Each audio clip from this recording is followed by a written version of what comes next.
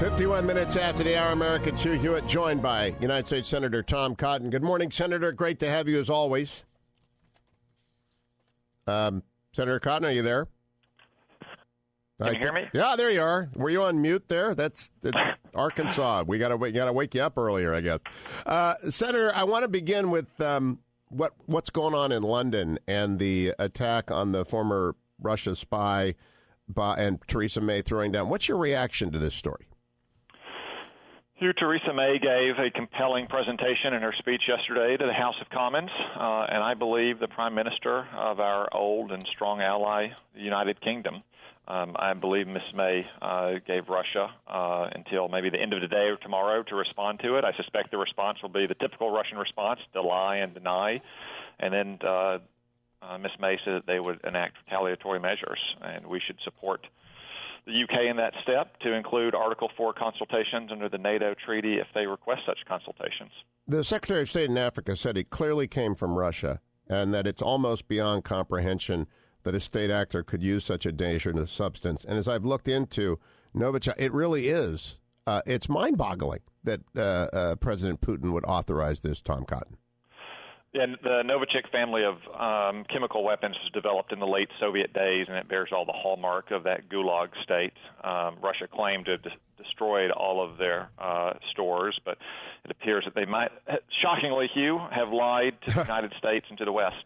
What does a country do when a foreign power assassinates or attempts to assassinate using chemical weapons a legal resident of their country? You can expel diplomats, but that seems so inadequate. Well, there are a range of options, Hugh. I mean, this is, in gross violation of some of the unwritten rules of intelligence as conducted around the world, that, in general, you don't target for physical harm agents once they've been turned over, as the Skripals were, I think, back in 2010. Right. And it's not like the United Kingdom is going to launch a chemical attack on Russian agents in Moscow. But there are plenty of other things that we can do, Hugh, simply to impose a sense of boundaries on Vladimir Putin and Russia, things for which I've been advocating for the last 6 years, for as long as I've been in Congress, like providing weapons to Ukraine, as we just did a couple months ago, or confronting Russian troops in Syria, as American troops did last month. Nothing hurts Vladimir Putin's regime more than $50 or $60 a barrel oil coming from the United States and the North Sea. So you don't have to meet what Vladimir Putin and his regime did in heinous fashion here, in blow for blow, eye for eye fashion. But we do need to impose a sense of limits and boundaries on his behavior to punish him for this conduct and to deter such conduct in the future. It reminds us the world's a very dangerous place, and in keeping with that, President Trump has vetoed the acquisition of Qualcomm by Broadcom. Now, I've driven by the Broadcom headquarters in Southern California 100 times, but it's no longer an American company, and that meant that Qualcomm was about to be taken over by the Chinese company that is basically an agent of the state. I don't know if that's a fair terminology or not, but you urged him to do this, did you not? I wrote a letter to Secretary of the Treasury, Steve Mnuchin, a couple weeks ago. He's the chairman of the Committee on Foreign Investment in the United States, urging them to review this potential merger or acquisition, and I think they reached the right decision. Qualcomm is one of the world's two leading contenders to set all the standards and protocols for the next wireless network, the 5G standards. The other competitor is Huawei, which is a Chinese company that is essentially an arm of the Chinese Ministry of State Security and People's Liberation Army. And I thought it would be very detrimental to U.S.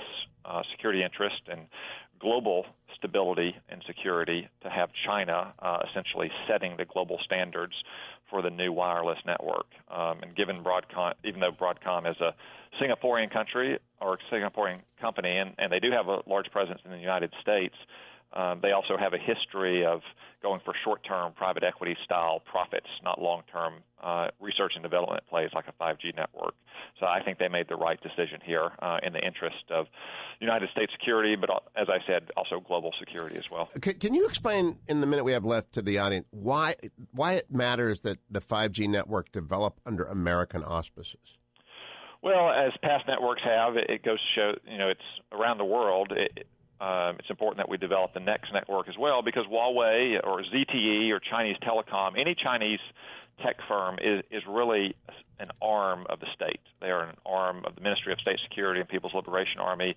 They are subject to co-optation, if not outright cooperation, in which the Chinese state can embed software or even physical devices in the network that threaten its reliability for everything from our personal traffic to financial traffic and ultimately to secure diplomatic and military communications as well. In today's world, things like the 5G protocols or artificial intelligence, quantum computing, machine learning really is just like, say, nuclear technology or steel and iron and copper would have been in the 20th century.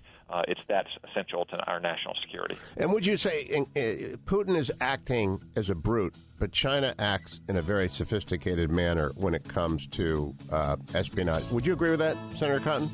China has a very sophisticated espionage operation that is well integrated with its state-owned enterprises around the world. That's what people got to understand. It's not just the bear who knocks people over with poison. It's the dragon as well, much more sophisticated. Tom Cotton, thank you as always, Senator.